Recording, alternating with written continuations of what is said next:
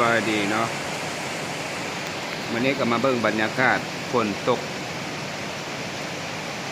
วันที่5 เดือน 6 ปี2021เนาะวันนี้เนาะ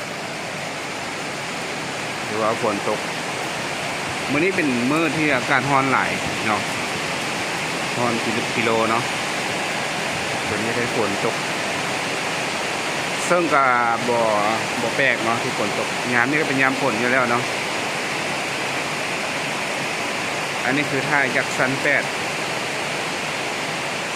เนาะซัน8อันนี้คือมุมกว้างๆของนครหลวงเวียงจันทร์ในตัวเมืองเนาะอันนี้เนาะ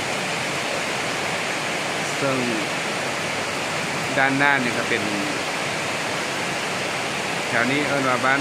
สายลมเนาะแถวนี้เนาะ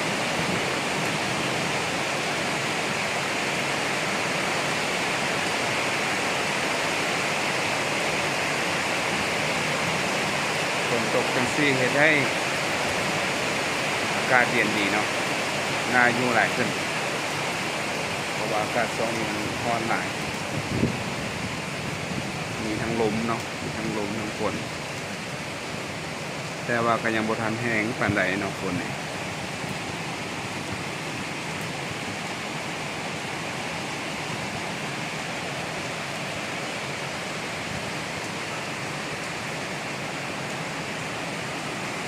เดี๋ยวจะเบิ่งบรรยากาศอยู่ลุ่ม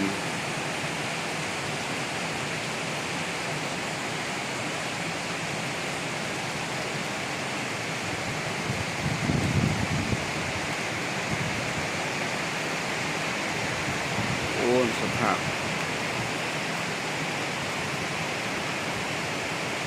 โตขึ้นคือตลาดทงคัดคำหลังไม้เนาะตรงนั้น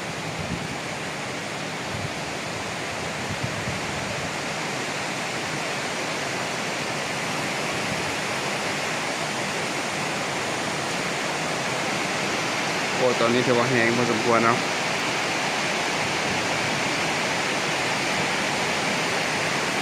อากาศเย็นดีเว้ย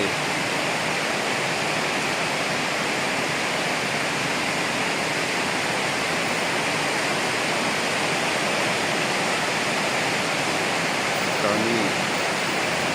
ทางเลื่อมเนาะทางเลื่อมทางฝนไปพุ่นก็คือแคมป์ของเนาะกายหลักสัญญาณไปฟ้าพุ่นเนาะไปแคมป์ของ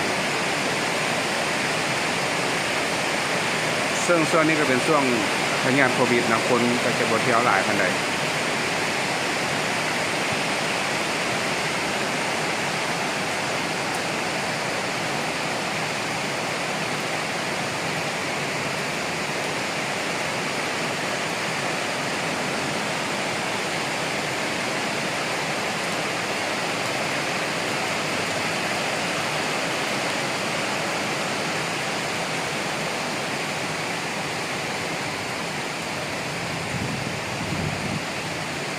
เดี๋ยวเรากันให้ทำก็เรียกว่าขอจบลงเพียงเท่านี้ก่อนเนาะ